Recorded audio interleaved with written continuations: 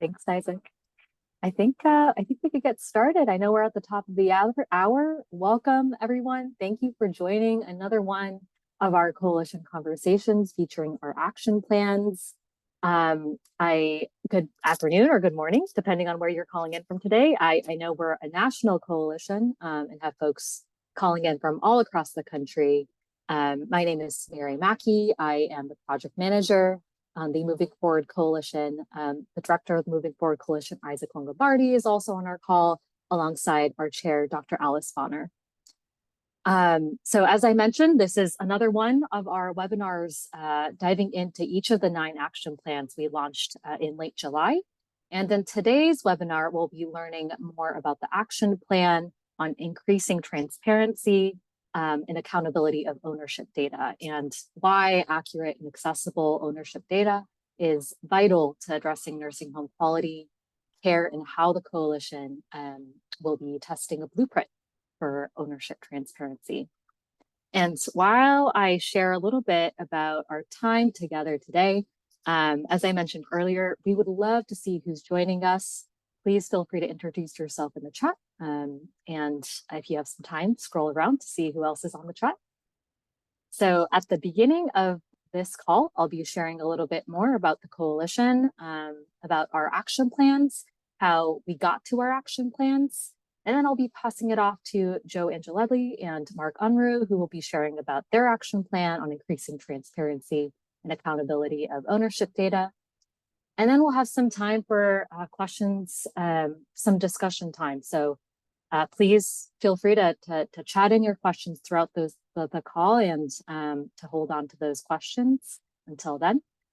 And then we'll be wrapping up with ways you can stay connected to the coalition and the action plan. And then we want to first thank the John A. Hartford Foundation for generously funding the Moving Forward Coalition. This work could not happen without them and their guidance. So who is the Moving Forward Coalition? We are a diverse group of individuals and organizations who have come together, committed to drive specific actionable improvement in nursing home quality and care. I think there are about 1,300 or more now individuals, including direct care staff, CNAs, advocates, nursing home providers, residents, QI and QIOs from across the country. And these individuals are who make up this coalition and make it a sustainable network to continue this vital work. And I know many of you in the coalition are on this call today. So I think we can really get a sense of that scrolling through the chat. And our purpose is to develop and test and promote action plans to improve nursing home resident quality of care and life. We've just hit the end of our first year, and we're going into our second year to test the action plans that we'll be talking a little bit more about. And as an overview, each action plan describes a specific challenge facing nursing homes today, explains why that challenge is important to address now, and provides a step-by-step path to achieving them over the next year. And just widely can be categorized into day-to-day practices, policy, and workforce. And I'll be speaking a little bit more about the action plans in just a minute. As I've said on our previous calls, we started this coalition without a vision or mission, and we developed it with many of you and our partners. And our vision really is that every nursing home will be a community in which lives are nurtured, residents are empowered, and where people want to work. And we're going to get there by making the vital changes in policy and practice through the power of bringing diverse voices together now. And so how did we get to these action plans? And I'll keep it brief, since I know many of you are already familiar with this. We started this coalition by looking at the recommendations in the NASEM report that was published in April of 2022 that focused on the importance of a holistic approach to nursing home quality improvement. For those who might not know, it is a very lengthy report, and our coalition came together with the desire for the support not to sit on a shelf, but for it to be translated into actionable steps. So we took this report and identified which of the recommendations in that report we could prioritize as items that could be acted on and piloted on and tested on now. And so in the end, the priorities were identified and had aspects of these 4 boxes here. We looked at making sure that the priorities had equity at its core, they were sustainable, they were feasible, and that they could be collaborated on across the committees. So these are some of the screenshots from our many conversations from the past year, developing the action plans, where we looked at emerging research, new partnerships, committee collaboration, and in the center, what matters to residents. And by continuing to build on all that work, we were able to publish the following 9 action plans in July. And in today's call, we'll be learning more about the one in the middle right here, on the action plan to increasing ownership data transparency and accountability. And so with that, I'm going to pass it off to you, Mark and Joe.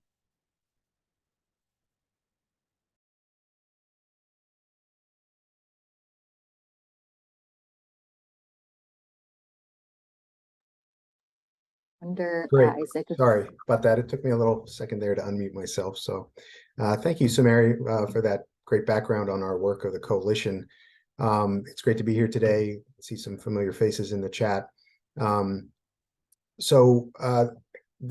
slide before this one that showed the different action plans, ours was right in the middle of that. And I think that's kind of appropriate for the foundational work that we have the opportunity to do together.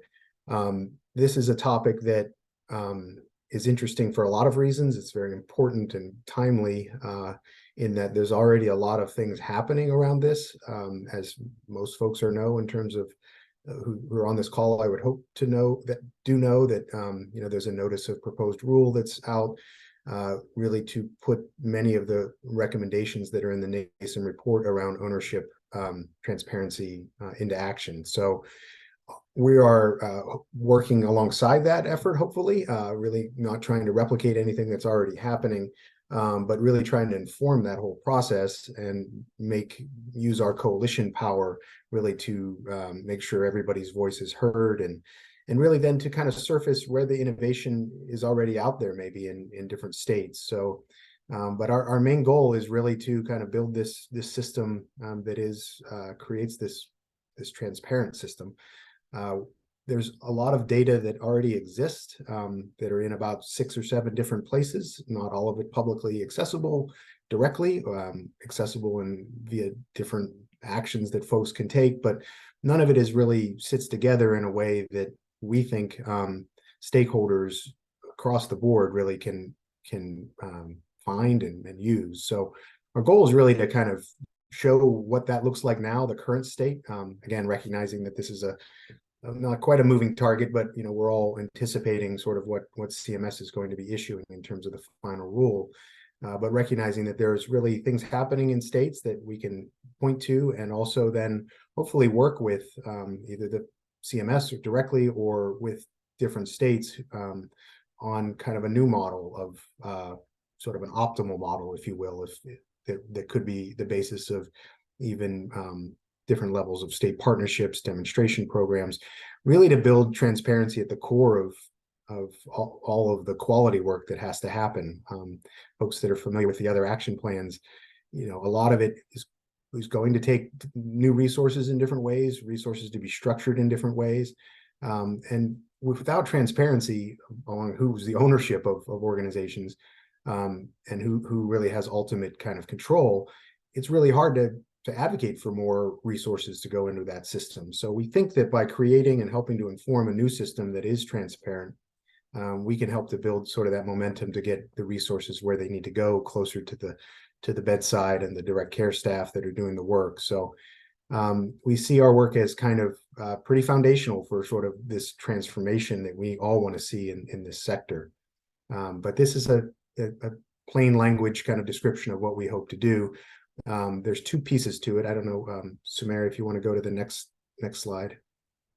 So we kind of have 2 main goals. The first goal, we're working on both of these now, but really the first one is creating a scan of what's out there around who has oversight over different aspects of this information, both at the federal and state level. So as you'll see, we'll go through here in a little bit, sort of our approach to kind of trying to gather that, and hope to look to many of you if you want to be involved in helping us to surface some of that information. And then we really hope that that scan that we're working on now will then help to inform conversations with different state leaders and folks at CMS to say, what would this optimal system look like, and help us to kind of pressure test it, if you will, of around what that can actually, again, look like in practice in a given state, maybe to be used in new demonstration programs, or just in a state that says we want to do this the right way and show what it can be done. Because that's probably the most frustrating piece of all of this, is when you get elbows into some of it, it's just the data are there, and they're not there in some places glaringly, but where they are there, they're just not sort of aligned that anybody can make sense of it in a readily way, in a ready way that they can make decisions about. So we hope this blueprint that we co-create really with a state or states, we really can be the basis for perhaps the next generation of what CMS may issue down the road. So those are our two goals at a high level. So Mary, if you want to go to the next one. And I can turn it over to my colleague, Dr. Unruh, who's sort of is an expert in sort of working with some of these data and showing the relationship between different ownership structures and quality, and can kind of walk us through some of the existing ownership data and gaps. Great, thanks, Joe. Yeah, so what we did initially is just sort of put together some of the existing sources of data and tried to describe where that data is collected, what's in it, and what some of the shortcomings are.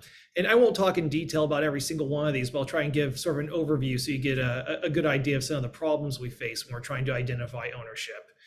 But one of the key data sets is referred to as the Provider Enrollment Chain and Ownership System, or often called PACOS. Now, this is the system that all providers who receive Medicare reimbursements have to enroll in. So it's often used for ownership purposes. Now, every entity that has a 5% stake in a provider is supposed to be listed in this data set. And that information may include the legal business name, state licensure, profit status, whether it belongs to a chain, and so on. However, there are known problems with missing data and inaccurate data in PACOS. This has been identified by not only researchers, but also oversight agencies such as the Office of the Inspector General and HHS. And some of the reasons behind that include that it's, for example, not regularly audited, and there aren't really any strong enforcement mechanisms to make sure that providers are reporting accurate data. So now, in its efforts to increase more transparency and ownership, should commend CMS for releasing other data sets in the last year or so to try and make more information available to the public and researchers. Those include the Skilled Nursing Facility Enrollment data set. However, it's also based on PACOS, but one nice addition in this file is that it includes information on nursing homes that are owned by the same chains. Similarly, they released the Skilled Nursing Facility Change of Ownership, commonly known as CHOW data set, which is also based on PACOS. However, this data set includes information on both the buyers and sellers involved in these transactions. But again, it's based on PACOS, and it's not really meant for the public. This is really meant for researchers, and CMS is pretty clear about that. Next slide, please. So one that many of people on the call might be familiar with is Care Compare for nursing homes. This is frequently used by not only the public, but also researchers. This includes information from a variety of sources, including state inspections, where ownership information is reported, but it also takes information from staffing reports and also derives quality measures from other sources. But it typically includes the legal business name, profit status, and entities that have a 5% ownership stake or more. And a nice recent addition is that there are now links as of the end of June that can take you to nursing homes that have common ownership to the one you're looking at. So For example, if you're looking at a nursing home for a family member you're thinking of receiving care in, you might want to know, well, does that owner have other nursing homes that provide good quality care, or do they also own nursing homes that have problems? So it's nice that you can look up that information. Though Care Compare still is very limited in the ownership information it includes. Just as one example, there's no information, and this goes as well for the other data sets I was describing a moment ago. There's no information on related entities, for example. So if a nursing home owner also say own the staffing company or pharmacy that does business with the nursing home, and they're all under the same parent company, you wouldn't be able to see that in any of these data sets. Likewise, there are federal cost reports. These can be both at the nursing home level or at the chain level. I'm not quite as familiar with these, but they do report ownership information. How often, however, some of the they have some issues in common with the other data sets I described. For example, there's not information on who owns the companies overseeing operations in the nursing home. For example, a management company, or again, that could be a pharmacy or staffing company. Likewise, a number of nursing homes have their real estate owned by a separate entity, often real estate investment trusts, for example, and you can't identify that information in cost reports. You might be able to see, for example, that lease payments are being made, but you don't know who they're being made to, for example. Next slide, please. Likewise, there are state Medicaid cost reports. So an issue with the state cost reports is that there's no standardization of reporting, and there's quite a bit of variability in them. And that's something we're taking a close look at, and Joe's going to go over that in more detail in a moment. But we give some examples here of what some states do and don't include in their reports, but it makes it awfully difficult to make comparisons when you have these differences in reporting without standardized requirements. But that said, given these differences, they may yield some insights for us as we try to put together a blueprint. And we're trying to collect data on that now that will provide some useful examples. And that's something Joe is going to go over next. So I will turn it over to him for the next slide. Great, thank you, Mark. So, we're right in the middle of the work at the moment in terms of outreach to different state leaders. Have picked half a dozen states and look to kind of complete this for at least 12. Really trying to understand the variability, really. Nobody, to our knowledge, has sort of created something similar to this. It's sort of anecdotal. This state's doing that, this state's doing this, but we wanted to try to take a more systematic approach to characterizing the things that can be characterized along state lines. So, and there are different, as you see here, different regulatory, as folks I'm sure are quite familiar with, regulatory responsibilities in terms of if it's in licensure or if it's in enforcement. Even within states, this is very siloized. So our goal is hopefully to learn from how much states are talking within themselves, among decision makers in the states around where these data exist, and just documenting that, and then pointing really to the best that we can find out there. So this is just one state. It's very early and just started in terms of the process with Texas, but we're looking for these thresholds. And I saw in the chat someone questioning why the 5%, and it's a valid question. It's I don't have the answer to where that came from or why it exists so commonly, but that would seem to be pretty common in what we've looked at to date around the 5% threshold. And whether that is, in the licensure data or in the cost reports. And then, as Mark said, the related party entities, how much is around that. You can see that in Texas, applicants are required to submit controlling parties and affiliates, ultimate beneficial ownership recording requirements, which is really, let me just close something, really sort of trying to understand who the ultimate beneficiaries are of ownership in the organization, and then common ownership requirements, whether or not they list that. You'll see what we're seeing as we go through state to state is that some of them just refer to the federal government site. So, it's like go look on Nursing Home Compare now. So we expect that's pretty common too, around looking for more detail. States are just sort of will defer to the federal government potentially eventually. So Next slide, please. This is sort of trying to capture how things are documented in terms of what supporting materials are included, whether or not they do file consolidated cost reports in the state for Medicare and Medicaid, and then a narrative some states are looking at or asked nursing facilities to sort of describe their cost reporting in a common language narrative format, at least as one additional sort of documentation to describe how who the ownership how the ownership is structured. Next slide. And then from sort of under the broad bucket of process, just asking, how much, when this is when things are required to be reported, change of ownership and the like, who does the enforcement, who does the auditing, if any, and any penalties that are associated. And as you can see in Texas, these data are from the licensor partner who we're talking with later today, actually, but they were clearly shared that, this is under the enforcement, regulatory services enforcement in Texas handles enforcement and penalties. Next slide, please. And then definitions, this is probably going to be the most complex of all the cells in what we gather, because will be so varied from state to state, or at least lots of detail in terms of how they define, in this example, a controlling person and license holder. So our goal is really to kind of gather this across states and really try to synthesize who's describing what and where. We don't know how much quite variability we're going to encounter. We expect to work with a lot of partners out there to kind of to gather these different pieces of information and where they exist in different websites and different documentation. Next slide.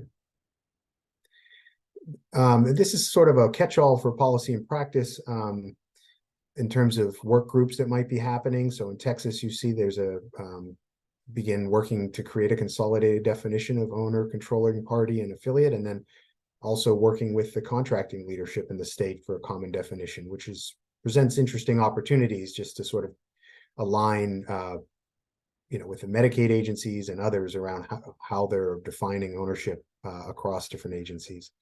And then just documenting different legislation that's been passed or under consideration, and then our own sort of notes on initiatives that seem to be worth emulating that we can surface. Next slide. And then just sort of a catch-all for how the things get reported to the public. In Texas, it's in the Texas Nursing Facility Directory, and then some of the sources in terms of the links for where this is called for in law, and our contacts in the state. Next slide. So pulling back now from that work that we're doing currently to try to document this across states, we will produce a scan of this, a summary of it. It sort of summarizes it across states and highlights the best practices. And then we'll be using, those data points to go further with states that are interested in talking with us. We have a handful already that are folks want to kind of go deeper with us as a coalition to understand what it could look like in their state. So we plan to, do those interviews in this fall and really think through what it would look like to create, to co-develop this blueprint and test it in one state or more over the course of several months going into next calendar year. The whole time being very transparent about this and sharing what we're learning, really with the goal to share all of it by next summer, to basically be able to present, here's an optimal system that a state has pressure tested or at least evaluated for what more capacity they would need to do this. As I said at the beginning, much of these data exist. We don't really perceive massive an onerous process for actually gathering a lot more data. It's really how does a state work to synthesize that data in a way that again can be actionable for folks that are interested in using it in lots of different ways. And we did hear, one thing I've been impressed with through all this coalition work is, are actually listening to residents. Folks have been on earlier calls and have heard the work of Barbara Bowers and hearing from residents around what matters to in all of this. Ownership is they don't know when ownership changes. They can sometimes tell by what changes in the building, but having a process for even that's interpretable for residents of nursing homes is a goal of ours. This is complex, but we should be able to find ways to simplify it and then use that sort of simplified knowledge and a blueprint to kind of create better systems. We really think that getting more clarity on ownership and transparency around ownership is really a foundational piece to sort of advocating for more resources into different programs and new models of care. So I think that's kind of where we ended. If there's not another next slide, questions maybe. Yeah, and I haven't been following in the chat. I apologize. So I'm not sure if I. We have been on your behalf, Joe. Lots of interesting conversation. Are you all ready to open it up for discussion, or more to say? Last call, I cut off our folks a little early, so I'm hesitant. No, all good. Terrific. So folks, we'd be happy to take more questions in the chat, or if you'd like to raise your hand, you can also do that, and we can call on you for verbal comment questions. It's a really tremendous group. We got folks from QINs, QIOs, state agencies, nursing home providers, some residents in the chat. So we're just really grateful to have this great conversation here. So questions and comments, please. And feel free, if you'd like to raise something you've already raised in the chat, feel free to reiterate.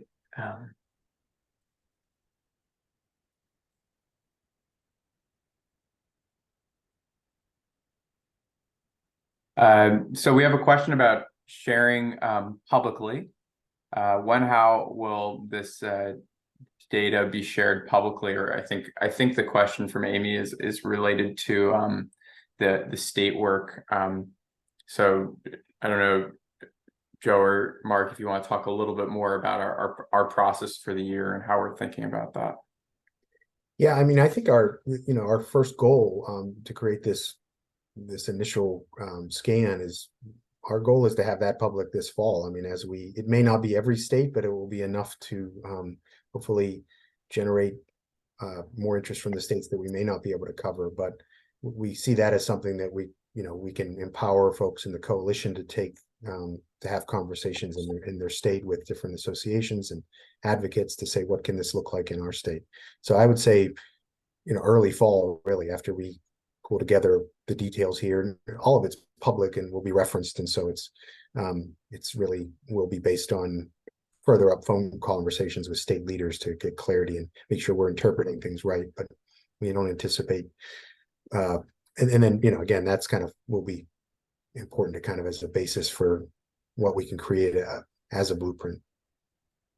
Absolutely, and I'll say this is a bit of a crowdsourcing effort, which has made it fun. So if you're an expert on your state's policies, or an expert, or also if you want to become an expert, please reach out to us. We'd be happy to get your help and participation in getting this information. It's all hands on deck to get to 50. Are there any states? Are there any states that you need someone to volunteer to gather info for? I'm based in New York, but I can research other states. Nikia, that's terrific. There are all. I mean, obviously there are 50 states, and we're making progress. If you're interested and you'd like to send me an email, I'd be happy to just hop on a call, and we can talk through where there might be need. I'll ask a question related to this part of the conversation, which is, Joe or Mark, would it be helpful for people who know someone within the state who actually works on this? Is that something that would be helpful? Or do you guys already have contact, people in each state? Because it can be really challenging to just figure out who in the state is responsible for this information? Who's the licensing body, or is it outside? Anyway, I don't know, Joe or Mark, if you want to say anything more about that, or Isaac. Yeah, I would just say yes. We certainly don't have all the states covered, and always looking for making this a high involvement process where we get more people that can connect us to the right people. And we do have, I'm in Pennsylvania, and we do have some folks on our committee as well from Pennsylvania. So I think we're good there, but CLS, I'm not sure who CLS is, but happy to talk more too. Great. We're feeling strong in New York, New Jersey, Florida, Pennsylvania, Maryland, Illinois, Rhode Island, Michigan, Iowa, Texas, and Missouri. Those are the places where we feel like we have good access and a good handle, but that's only 13. So there's some, yeah. And Arlene Germain from Massachusetts just chatted in about the challenges of accessing data. Mark, I imagine maybe you want to respond to that, but again, you may have certain ways as a researcher under certain elements of the research protocols that make it easier for you versus someone who's just somebody in the public. So Arlene, I don't know if you want to unmute and say anything more about that. Sure. Good to see you. We're working on a project with a BU grad student to do some research on the most recent available years. And it's been a challenge. Like I said, we have about 300, a little over 350 nursing homes, and approximately a 60-page report, annual report. So most of the data in the annual report, the numbers obviously can be translated into an Excel data dump. There's a lot of narrative in the report that is not in a data dump, which is too bad. Some on ownership issues, that type of thing. But in trying to work with that 2,000 lines, it's not in any real organization, and dealing with over 350 nursing homes, it is a challenge. Every so often there's an error in the data. I mean, it's just the way it is. So is it my error, or is it the database that's wrong? So that's what I've been trying to work through, which has been taking a long time. So I don't know how you can do it otherwise. If you have a data dump by facility, by line item, however, the line items are not summarized. It's not it really is just a data dump. So if there was any way to just organize going between an income statement and some other type of data that might be available, I mean, I don't know if there would be a way to construct something like that, because I'm assuming each state asks for somewhat different data with different names. So that in of itself is a challenge. And that's it. Yeah, I'll just add that I think that's a challenge with a lot of these data sets, not just the state data sets, but in particular with the states and the cost reports, for example, we noted in the presentation, there are no national standards. So as you pointed out, the information can vary from state to state, it can be in different format and so on. And timelines might vary. But even with the federal data, it's not always easily available. So as I mentioned, a number of those data sets are based on PAYCOs.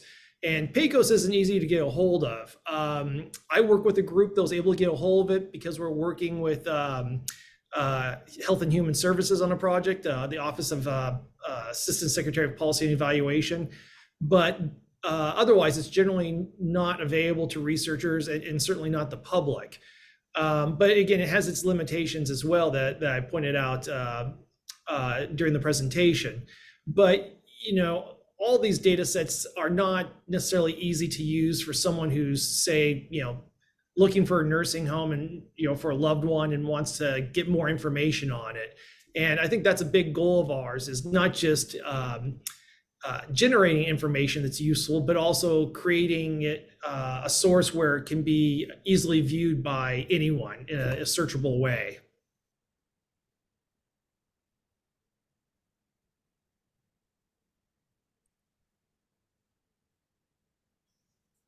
Dan, did you want to chime in? Sorry, I think I muted you by Yeah, that's accident. okay. Isaac, can you hear me? Yep. Yeah, just to point out, and I hope this is helpful, it makes everybody feel better. It's not that the data is not necessarily helpful, it isn't helpful. And I'll give you two examples of this. I was at a meeting of local leaders in the community, and one of the people said, "Oh, my mom went into this nursing home," and I'm like, "Why would you go there? It's terrible." And she said, "I don't know." Then and they had no idea. I mean, this is leaders of the community who don't know. Then I was talking to another friend of mine who works at a national organization, and her mother needed a nursing home. And the only way she was able to find out what nursing homes were good is because she had friends at Leading Age National. And Isaac, I would suggest that most people don't have friends at Leading Age or AHCA National. They can ask what are good nursing homes. And if these, really people skilled in the healthcare system can't figure it out, how can you expect anybody to figure out? So I really do think that's a terrific aspirational goal.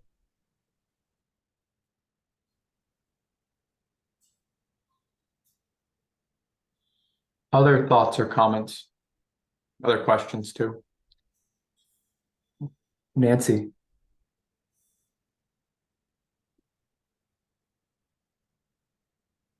Can't hear you, Nancy. I don't know if others are having the same problem. I can't hear. You are off mute. Oh, there you go. Is that any better? Okay, I had to unplug and replug back Yeah, in. that's perfect. Just let me know if this is off topic and for a different discussion. But it's a two-part question. One, I was wondering if contact information would need to be published when ownership information is posted publicly. If there would be like email and phone number contact information for those entities. And then also, I'm curious to know about, so on numerous websites for different facilities, nursing homes, where it says meet the staff, where it introduces like the admin, DON, and things like that. Oftentimes there are people there who have never even worked at the facility. There's photos and bios, but the admins and care staff have never even stepped foot in that particular facility, but they're listed as the administrator or the DON or different people who at the top of like the go-to people, basically, if you have concerns or praises or whatever it may be. Thanks, Nancy. I wondered, Joe and Mark, if it's worth speaking related to that on sort of issues of documenting key management personnel, and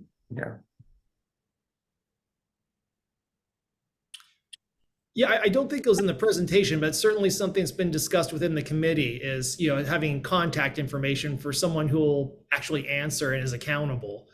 Likewise, I mean, you can think of a number of examples, not just maybe what's on their website, but just as one, every nursing home is required to have a medical director, but there is no list of who those medical directors are in the US. But certainly we want to know not just ownership, but who's accountable for the care that residents are receiving.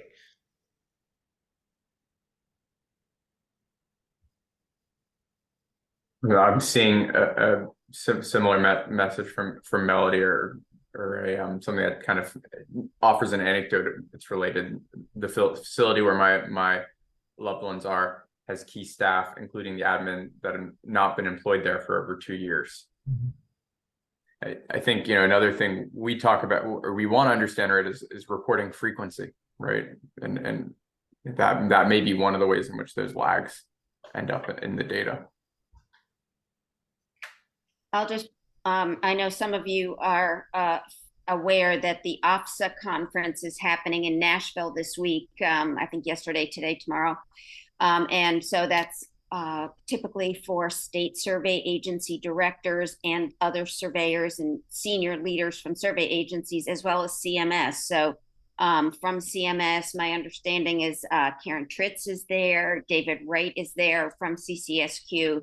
And I just wanted to follow the thread here, which is, you know, we're talking about ownership transitions and lots of changes, for example, in licensed nursing home administrators, directors of nursing, as well as a lot of turnover potentially in certified nursing assistants, nurses, social workers.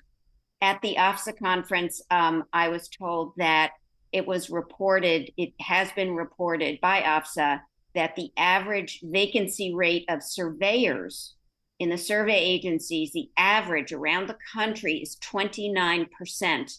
And something like 9 states have a vacancy rate of 50%.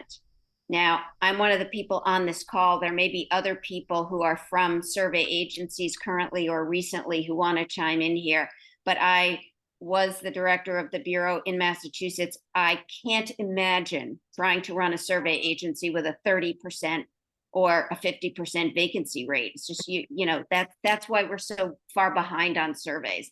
So these are incredibly hardworking people. They want to do a good job. It's a hard job.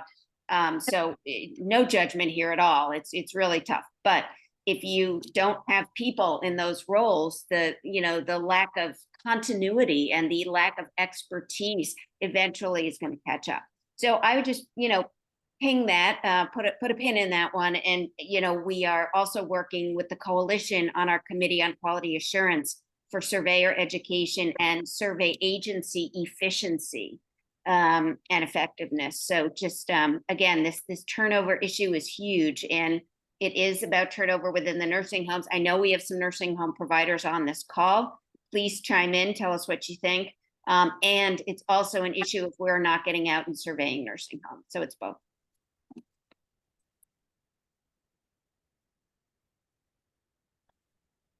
Did anyone want to speak more on the issue? I'm seeing a lot on the issue of medical director transparency in the chat. Did anyone want to add comments there?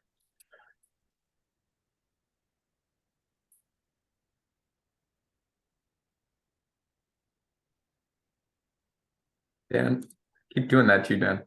Isaac, I was assuming you're referring to me here. You would be one person who's talking about it. Yeah. Tell us more. I mean, if somebody else wants to, I don't want to, hog the mic.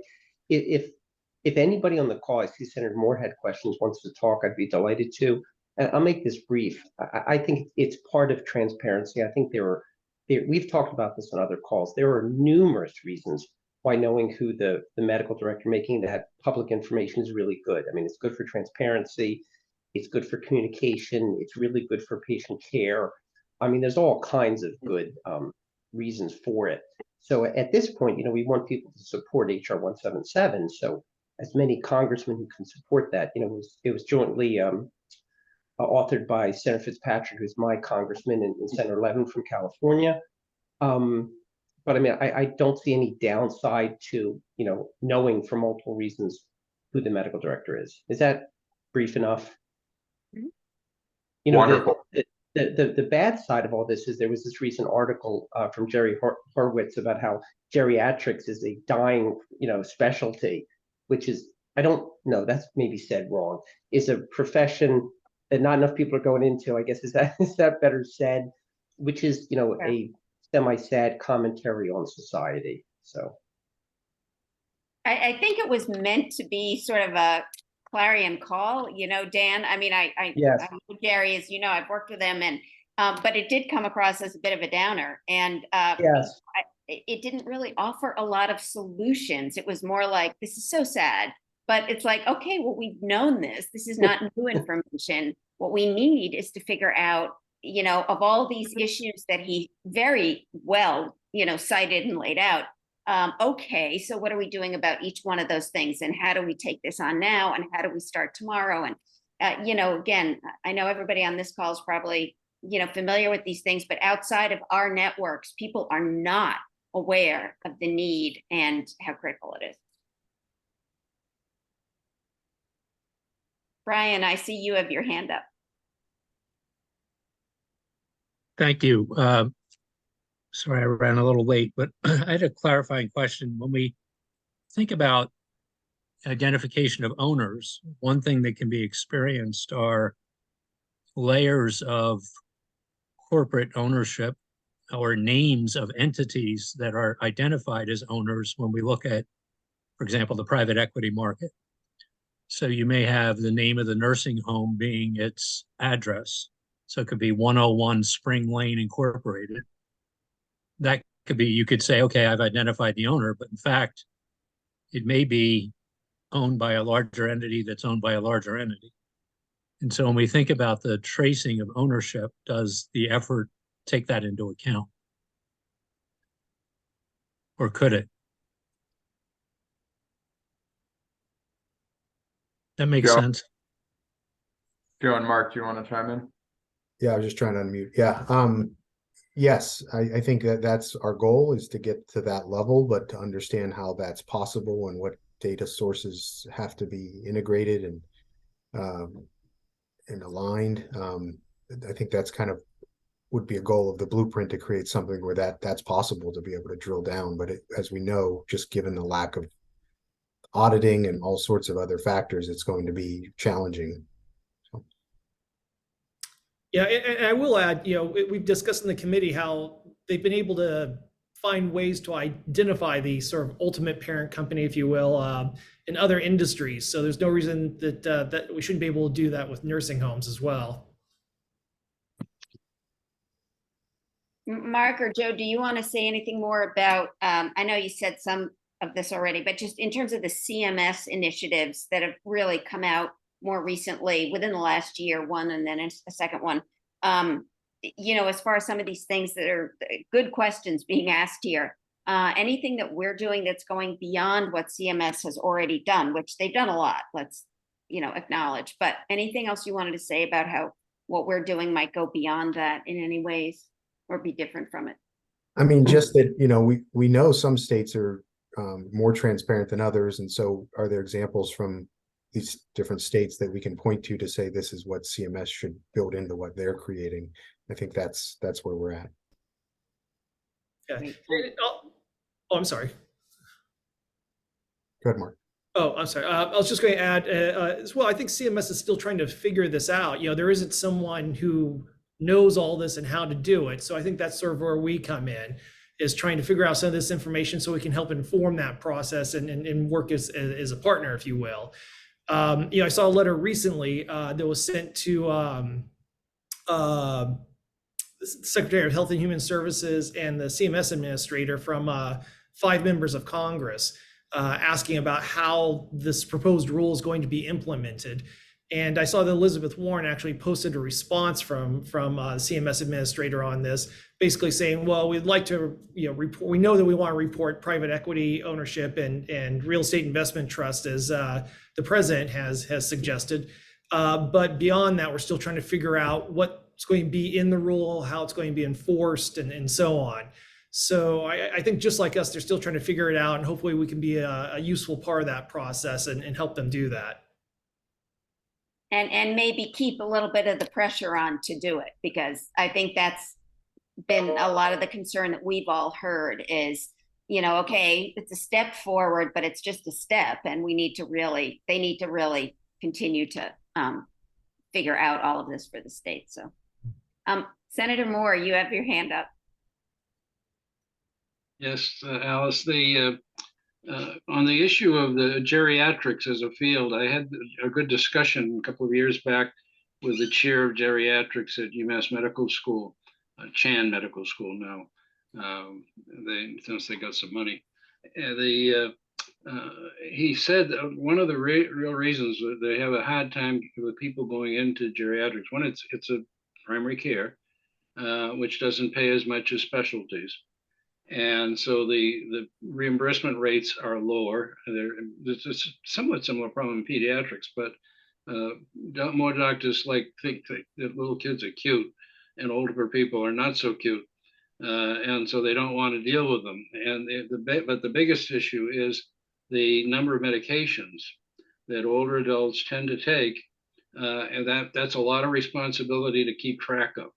And so people don't go into geriatrics because it's more work, less reimbursement, and there are other options that they have, given the limited number of medical providers to begin with, especially nurses, but medical providers in general. One area that I know you have some nursing home provider folks probably on the call, or at least in the larger field. It is somewhat concerning that while moving forward is not able to lobby, the nursing homes are lobbying in big time, and they're trying to prevent, they're contacting their friends in Congress who are more interested in raising money than in talking to their constituents about their real issues. And what happens is they've been pushing back to try to either prevent any changes in staffing regulations and in ownership regulations that are pending in the government. And that's a very unfortunate situation to be in, because it's when moving forward can come out with some of the gold standard of nursing home reform. And if it's going to get lobbied against, as I suspect it will, by the industry, then the residents are the ones that lose. And that's a very sad condition to be in. So I hope there's a way to figure out maybe a parallel version of Move Forward as a registered lobbying group to try to counteract the influence of the industry when they are primarily putting profits over people, and that's not the way it should be. Well, thank you as always for your, well-articulated points there. I would say that so far what we've been trying to do to get closer to what you're talking about is we've been really thinking of ourselves as a coalition where the partners and the organizations that are truly central and also in any way connected, and that's everyone on this call and the 1,200 people who signed up on the website, but is really going to those organizations that have the ability to lobby on behalf of the residents and to bring these issues forward in terms of the resident quality of life and all of that.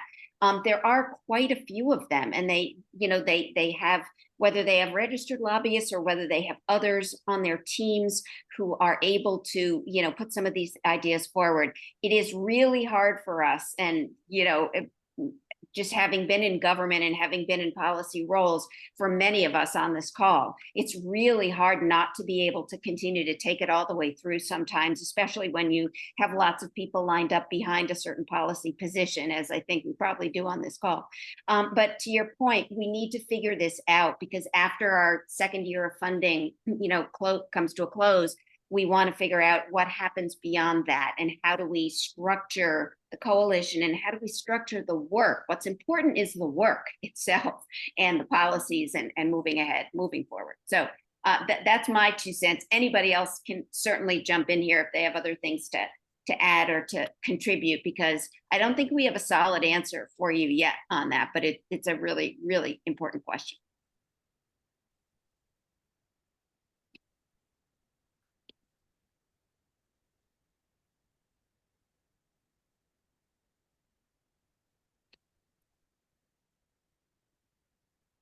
Any other parting thoughts as we approach the end of our call? I'll say that this recording will be online if you'd like to review it. We've shared our email in the chat. It's info@movingforwardcoalition.org. Sumira and I, that goes directly to our inboxes, so you were basically just emailing us, and we'd be happy to engage with anyone further or help connect you with folks who may be better at engaging with you on a particular topic. But any other parting thoughts, questions? I'll just chime in with one other parting thought, which is, as we often do, there's an amazing constellation of people on these calls. We have QIO representatives, We have representatives from state agencies like state survey agencies and divisions on aging. We have advocates. We have multiple nursing home residents on this call. We have funders. We have, nursing home providers and owners. We have researchers. We have professional associations. We have accrediting organizations. We have federal agencies like HUD, Housing and Urban Development. So to all of you who continue to join and offer your ideas, we learn a lot from these calls. And Senator Moore asked about where the information goes. And, we do record them. We think about them. We talk about them. And we bring the information back to anybody else on the coalition who would benefit and would, help to revise the work that we're doing, which is continuous. So, Isaac, that's all that I wanted to add. Oh, this is Jane. I'm just going to add a couple of notes. I am always blown away by your calls, Alice and Isaac. This is such great information for us to have and different ways to think about things, and makes me realize just how complicated and hard this work is, and so excited that we have a moving forward coalition to put it all together. I did want to do a quick response back about the article about the geriatricians and kind of the downer. Our president, Terry Fulmer, of course, did not take that letter, that article very lightly. I think she might have contacted you as well, Alice, and she did write a response and a letter back trying to list all of the amazing things that are in place now and will continue to grow. There'll be no other choice to continue to grow in terms of age-friendly care, in terms of our accreditations of our ORs and our ERs for geriatrics, and the innovations that are occurring, for example, in trainings and teachings of we all have to be geriatricians in the coming future and now. So I just wanted to send that quick note, Alice, and thank you for another wonderful conversation. Thank you so much. Well, thanks to Isaac and Sumeri, who coordinated this while I was on vacation last week. So, and they coordinate all the calls, by the way. So, glad to join. And I saw that article and I knew Terry was going to write a response. So I'm like, I'm not even going to write one. I know she's going to do it. But it's an example of how we need to continuously promote what we do and what's good about it and why we do it. And it's the reframing aging, and it's just, it's never going to get old, but we're just going to keep doing it. So anyway, thanks to everybody on this call who is contributing in all the ways that you are, and for the great conversation today. This was terrific. So Isaac, back to you. Yeah, and we'll continue to have these calls on our different action plans. You can find them on our website. Those will be recorded too. So if you miss them, don't worry. And please never hesitate to reach out to us. We're happy to have one-on-one conversations, connect with new folks and continue the conversation offline. So thanks so much for being here. And last bounce, Samira, anything you want to add before we close it? I think you covered it. Just another big thank you to Mark and Joe and all of you. I think this was a great conversation and really hope to see you in our future calls. Great. All right. Thanks, everybody.